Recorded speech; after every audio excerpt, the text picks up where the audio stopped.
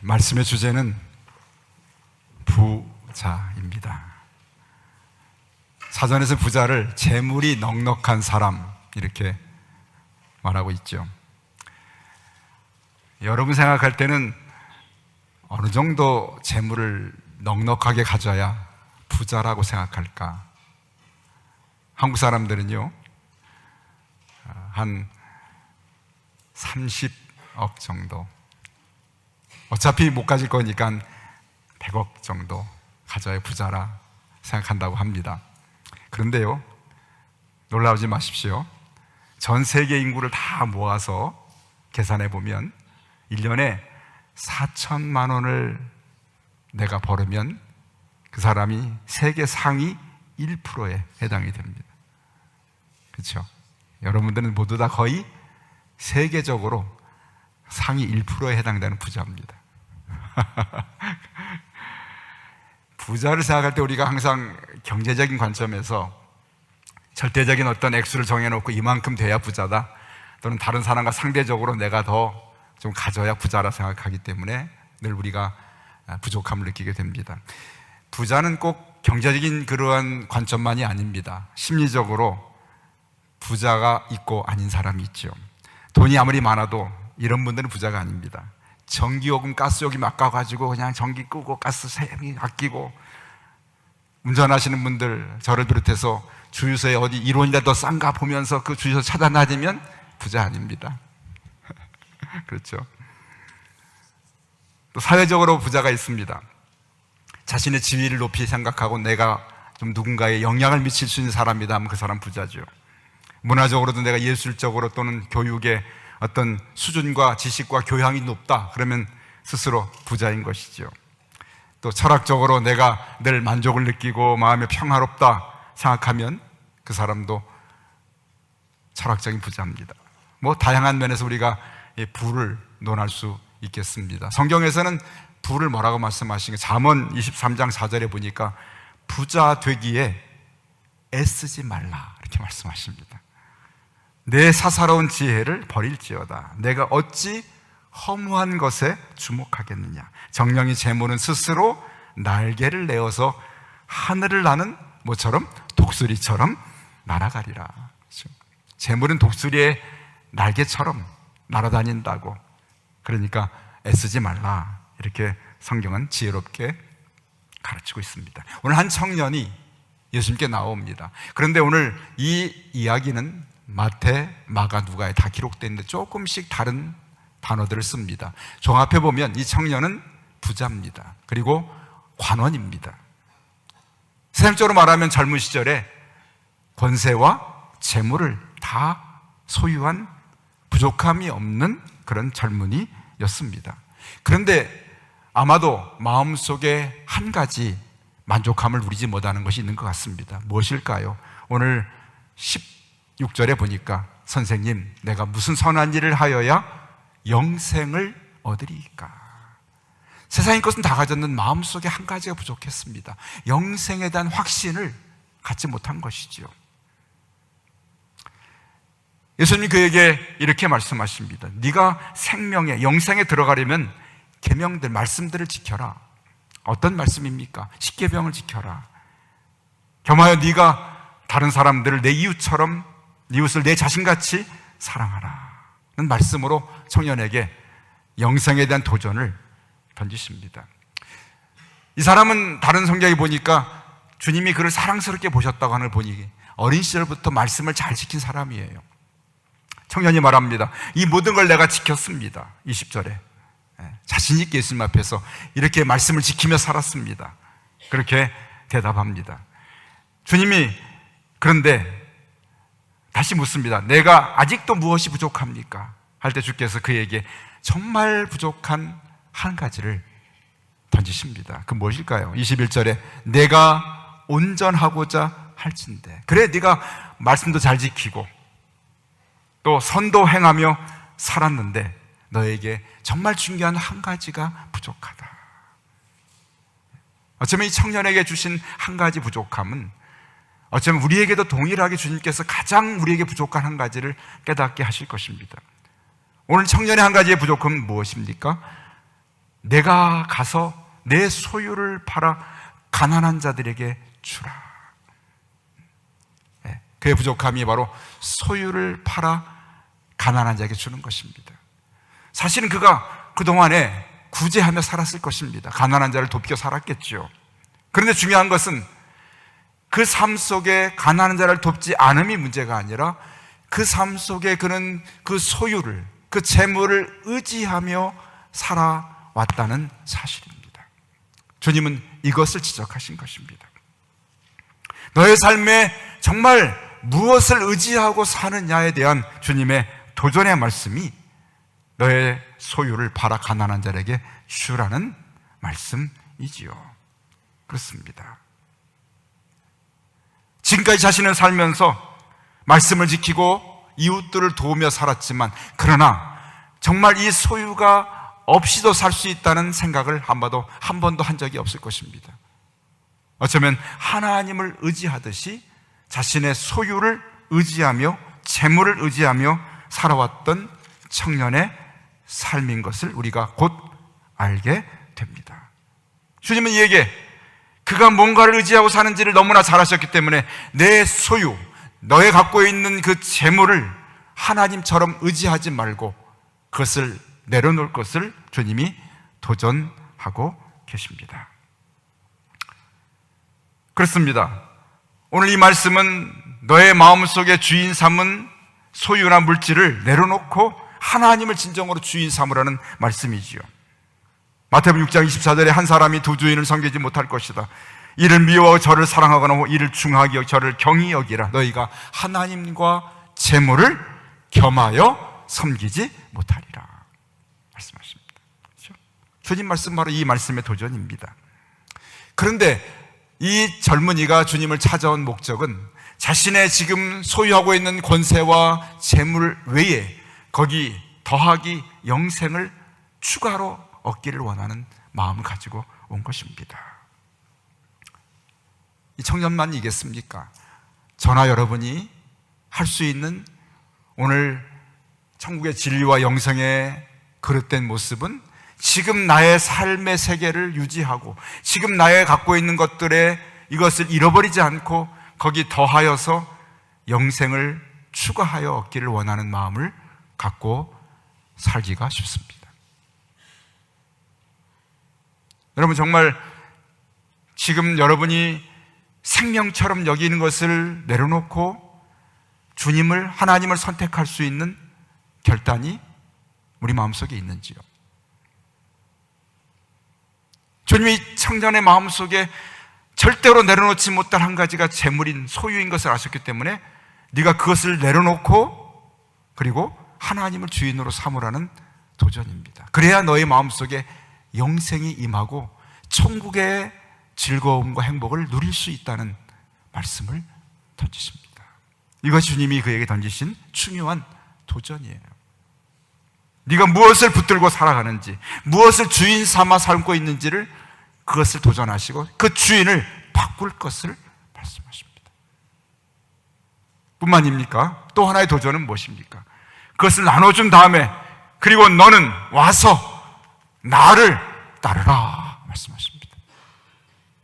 두 가지죠. 너의 주인 삼은 그 주인의 대상을 바꾸고 그리고 네가 지금까지 걸어왔던 삶의 방향을 돌이켜서 내가 가는 길로 나와 함께 나를 따르라는 것입니다. 두 가지 도전입니다. 주인을 바꾼 다음에 너의 삶의 방향을 바꾸라. 지금까지 내가 지켜왔던 삶의 세계를 포기하고 그리고 내가 제시하는 방향으로 그 길로 가자는 도전의 말씀을 던지고 있습니다. 자, 청년이 어떻게 했을까요? 22절에 보니까 이렇게 반응을 합니다. 그 청년이 무엇 때문에? 재물이 많음으로 이 말씀을 듣고 근심하며 슬퍼하며 근심하며, 다른 말씀에서는 슬퍼하며 근심하며 가니라 이렇게 했습니다. 어떤 마음이었을까요? 예수님 말씀이 진리인 것 같긴 한데 그 말씀을 따르자니 지금까지 생명처럼 여기고 모아왔던 재물을 버릴 수가 없습니다. 그래서 재물을 이것 때문에 영생의 말씀을 뒤로 하고 돌아서서 자기의 길로 떠나는 청년의 뒷모습을 보게 됩니다. 자, 오늘 예배하는 우리 예배 자리는 영생에 대해서 함께 이야기하는, 생각하는 자리입니다. 여러분, 무엇 때문에 오늘 예배 자리에 오셨습니까? 하늘에 관심을 두고 온 것이죠. 하늘의 일에 대해서 생각하고 말씀을 듣고 영생에 대해서 우리가 다시 한번 누리고 천국의 기쁨을 얻기 위해서 예배당에 왔습니다. 그런 우리에게 주께서 오늘도 도전하는 말씀이 이 청년에게 했던 도전과 같습니다. 너의 삶의 주인을 무엇으로 삼고 살았느냐? 너의 삶의 움직이는 이유가 무엇이고, 무엇 때문에 결단하고, 무엇 때문에 행동하고, 무엇 때문에 아파하고, 무엇 때문에 힘들어하는 너의 삶의 주인이 무엇인가를 주께서 물으십니다. 그리고 너의 삶의 방향이 나를 따르는 삶의 방향인지를 주께서 묻고 계십니다. 혹여나 이 젊은이처럼 지금 나의 삶의 모든 것들을 다 지켜내고 거기에 더하여 영생을 추가하고 싶은 마음을 갖고 오셨습니까? 절대로 이루지 못할 우리의 헛된 꿈입니다. 안 됩니다. 나를 내려놓지 않고 그리고 길을 바꾸지 돌이키지 않는 한 천국의 기쁨을 같이 누릴 수가 없습니다. 그래서 돌이킨 청년의 뒷모습을 주께서 보시고 중요한 한 가지 사실입니다. 이렇게 말씀하십니다. 여러분, 23절에 돌아가는 청년의 뒷모습을 보시고 주님이 내가 진실로 너에게 이르노니 부자는 천국에 들어가기가 어렵다, 이렇게 말씀하십니다. 부자는 천국에 들어가기가 어렵다. 즉 부자는 천국에 못 들어간다, 이 말씀이에요. 심각합니다. 자, 우리 성도들 얼굴을 제가 보면은 여기에 지금 심각한 분이 한 분도 없어요. 우리에게는 부자가 한 명도 없기 때문입니다. 얼마나 감사하고 다양한지요. 요 굴을 넘어가지고 요 산을 넘어서 저쪽 동네 가면은 이 말하기가 매우 조심스럽습니다. 부자라고 생각하는 사람이 많기 때문에 그렇습니다. 자, 아니 천국 가려고 교회 왔는데, 아니 목사가 한다는 소리가 예수님 말씀이긴 하지만 부자가 천국에 들어가기가 어렵다, 이런 말씀 좀 넘어가면 좋은데 왜 굳이 이걸 말해야 되느냐? 말해야 됩니다. 주님 말씀이기 때문에. 부자는 천국에 들어가기 어렵다, 못 들어간다. 천국에 못 가면 어디 가지요? 지옥 갑니다. 좀 심하게 말해서 부자는 지옥 간다, 그러면 이제 저쪽에서만 하면 그 다음 주에 목사는 쫓겨납니다. 바로. 뭔 소리야? 여러분, 예수님 말씀이에요. 우리나라 2000년도 초에 IMF를 지나고 2000년도 초에 나온 선전이 우리가 지금도 기억합니다만 한 카드사에서 만든 선전이에요. 아주 이쁜 여배우가 나가지고 두 손을 입에 모으고 여러분 부자 되세요, 그런 선전이 있었어요. 그죠? 그 말은 이 말씀을 비교하면 여러분 지옥 가세요, 그런 말 똑같은 말이에요. 그렇잖아요. 부자는 천국에 들어가지 못한다는데 천국 가지 마세요, 그 말이잖아요. 그죠? 우리나라 사람들이 늘 자기는 부자가 될 수 없다고 생각하며 살았습니다.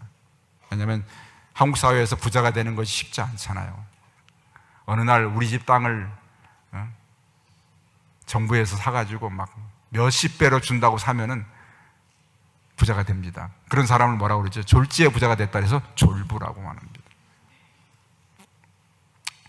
우리나라는 졸부는 많지만 정말 이렇게 뭔가 이렇게 열심히 일해가지고 돈을 모아서 부자 되는 건 참 어렵습니다. 그래서 스스로 생각하기를 나라가 부자라고 생각하는 사람이 많지 않아요. 그런데 그 부자 되세요라는 이야기를 선전을 한 몇 년 듣고 나더니 한국 사람들 머릿속에 뭐가 생겼냐면 그래? 나는 부자가 못 될 줄 알았더니 나도 부자 될 수 있네 하면서 부자에 대한 꿈을 품게 된 그런 선전이 바로 부자 되세요라는 선전이라고 합니다. 어쩔거나요? 부자가 되면 좋겠죠. 저도 될 수 없지만 되면 좋겠습니다. 아니, 성도들이 부자가 되면 좋겠습니다. 그래서 여러분들이 저도 그냥 밥도 잘 사주고 양말도 사주고, 고작 바라는 게 양말이냐? 예. 그런데 정말 중요한 말씀인데 여러분 들어야 됩니다. 주님이 다시 말씀합니다. 24절에 다시 부자는 천국 들어가기 어렵다 해놓고 다시 또 말씀합니다. 못을 또 한번 박으십니다.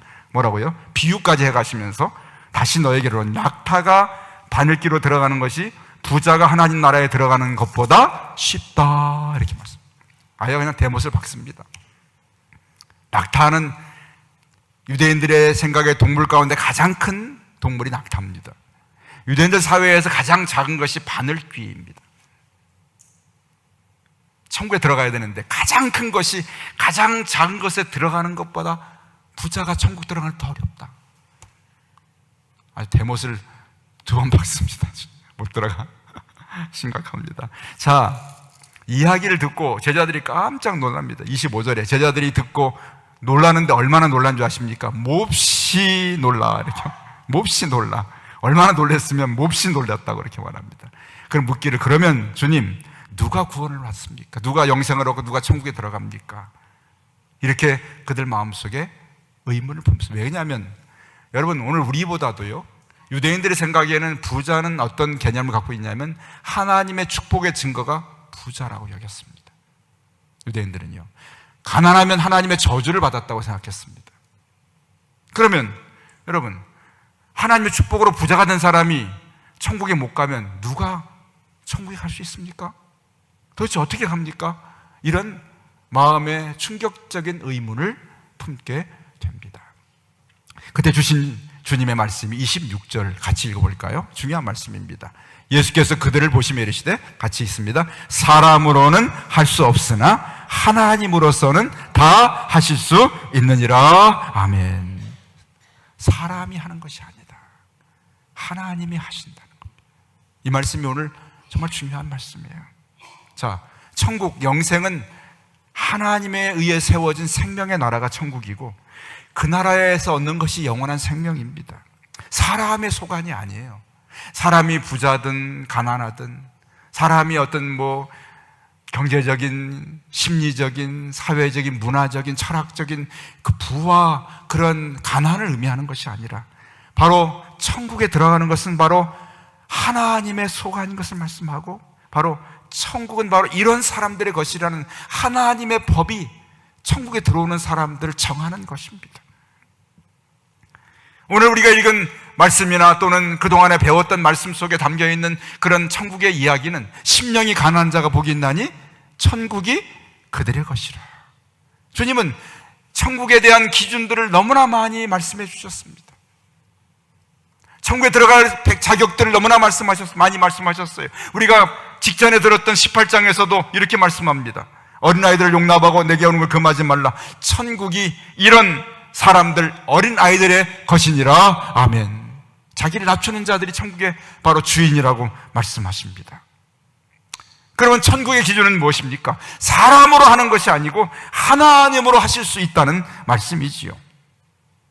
그런 천국은 바로 예수님께서 하신 말씀, 즉 자신의 인생 가운데 세상에 그 어떤 것을 의지하지 아니하고 하나님 한 분을 의지하는 삶을 살아가는 삶, 그것이 천국 백성의 가장 중요한 기준인 것을 말씀하고 있는데, 먼저 여러분은 세상에 그 무엇도 의지하지 않고 재물이나 권세나 또는 내 육신에 보이는 사람이나 무엇도 의지하지 않고 하나님 한 분만을 의지하며 살아가는 삶을 통해서 천국 백성의 자격을, 영생을 얻는 저 여러분이 되어야 할 줄로 믿습니다. 아멘. 이거 말씀하시죠.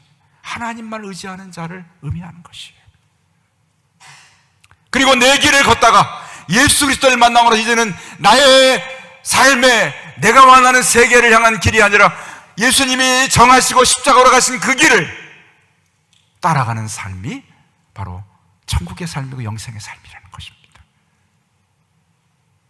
여러분, 예수님 말씀은 언제나 한 가지 진리로 한 번도 바꾼 적이 없으십니다. 너희가 나를 따르려느냐? 자기를 부인하고 자기 십자가를 지고 나를 좇을 것이니라. 아멘. 이 진리가 여기도 동일하게 십자가의 진리가 담겨 있습니다. 자기 부인은 무엇입니까? 내가 주인 삼기 원하고 내 의지 삼기 원하고 내가 힘을 얻기 원하는 세상의 권세나 물질이나 세상의 사람이나 이런 것들을 너희가 붙들지 아니하고 하나님을 붙들면 너희가 하늘의 천국의 기쁨을 누릴 수 있다는 것입니다. 네가 가던 길을 돌이켜서 예수님이 가시는 길을 돌아서서 그 길을 따르면 거기에 천국의 즐거움이 있다는 것입니다. 저 여러분이 지금 신앙생활 하면서 영생의 기쁨과 천국의 행복을 누리지 못하고 있다면 이유는 한 가지입니다. 하나님 대신에 다른 것을 주인 삼았기 때문입니다.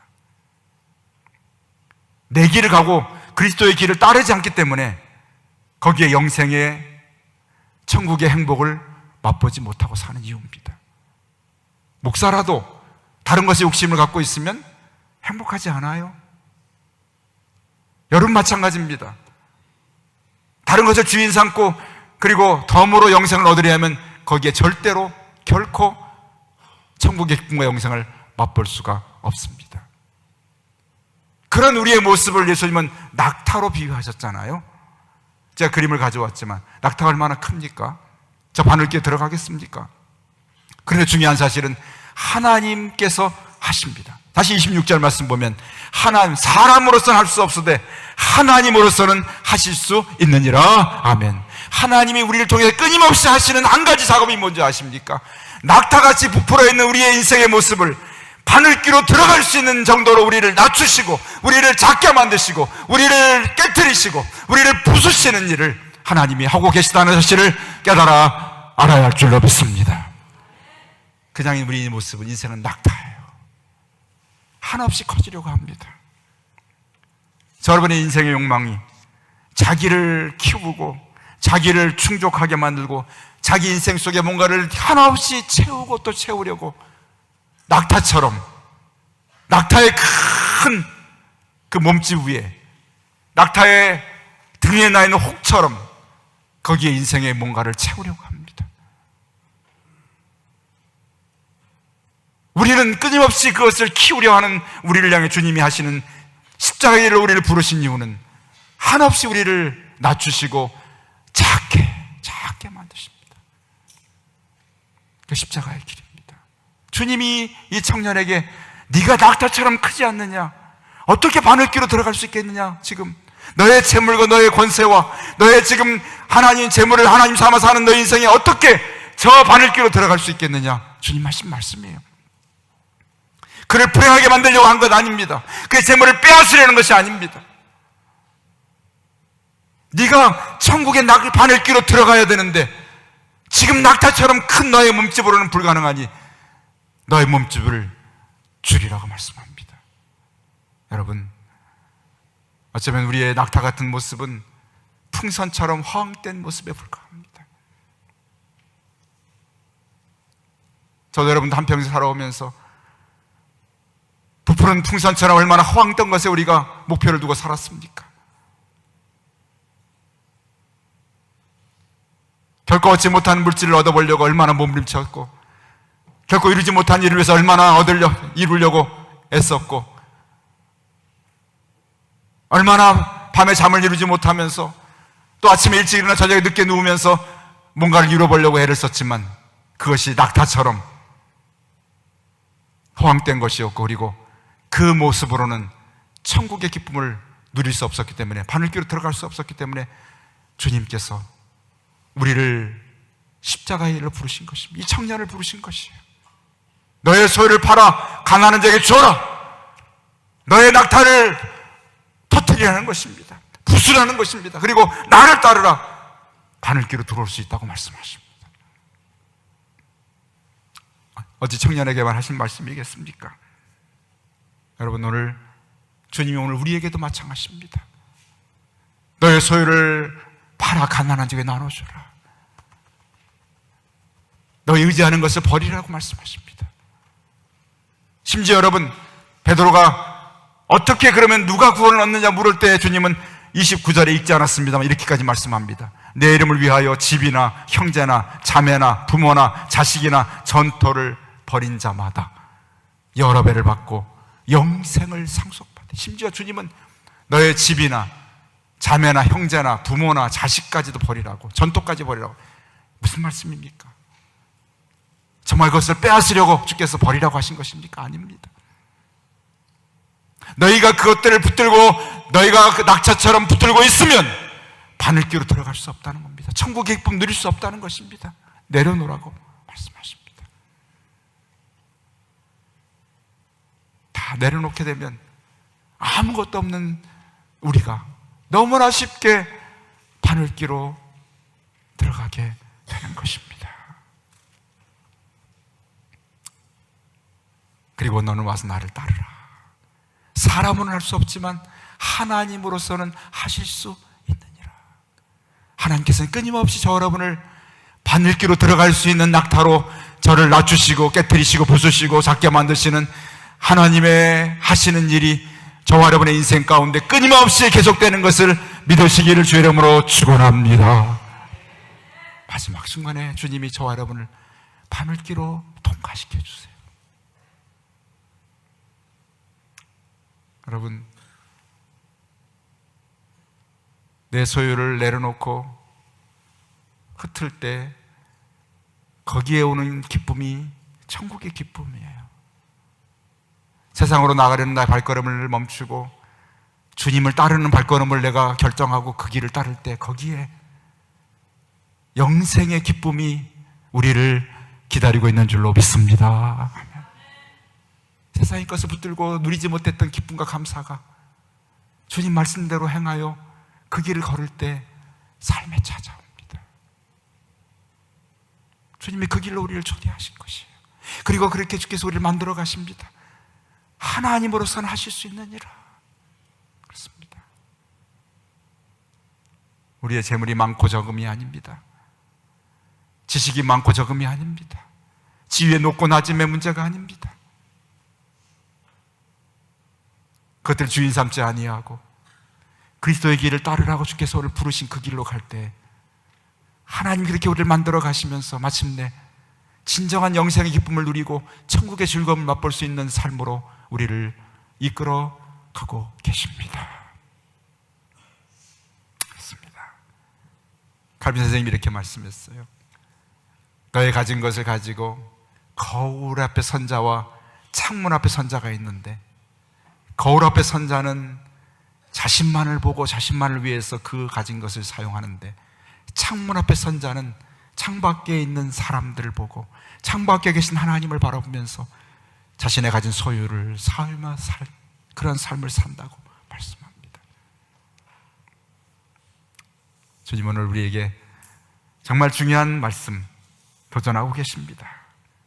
너의 붙든 것을 오늘 버리라고 말씀합니다. 그리고 난 나를 따르라. 거기에 하늘의 보화가 너를 기다릴 것이다. 영생이 너를 기다리고 있다. 천국의 기쁨과 즐거움이 너의 삶에 임하게 될 것이다. 오늘 주님 말씀 앞에 자신을 내려놓고 바늘귀로 들어갈 수 있는 낙타의 모습이 부풀어 있는 나의 인생의 헛된 것을 다 부수고 깨뜨리고 터뜨려버린 그리고 내려놓은 바늘귀로 들어갈 수 있는 낙타의 모습으로 변화된 저 여러분의 삶의 모습이 되시기를, 천국의 영생 기쁨을 누리는 삶이 되시기를 주의 이름으로 간절히 축원합니다. 아멘. 기도하십시다.